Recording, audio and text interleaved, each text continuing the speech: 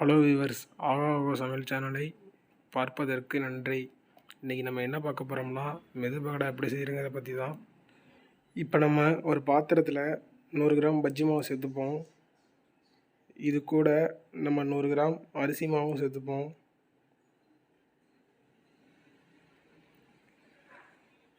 இப்போ நம்ம அடுத்ததாக ஆரஞ்சு கலர் பவுடர் இது கூட சேர்த்துப்போம்.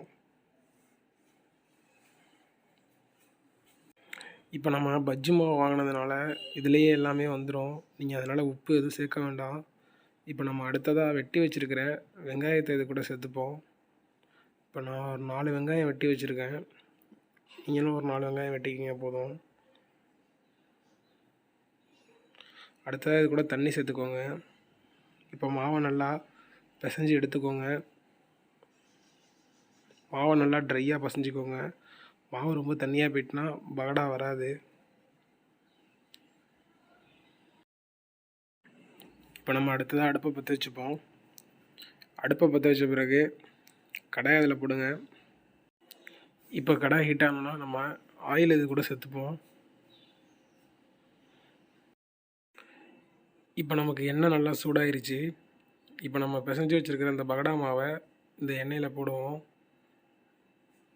நல்லா இது போல் போட்டுக்கோங்க.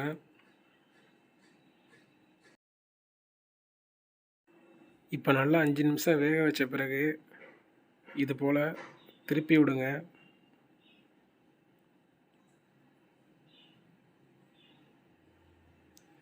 நமக்கு நல்லா வெங்காயம் செவந்தோன்னே பகடாவை நீங்கள் இதிலேருந்து எடுத்துக்கோங்க. அவ்வளோதான் ஃப்ரெண்ட்ஸ், நமக்கு அருமையான பகடா ரெடி ஆகிடுச்சு.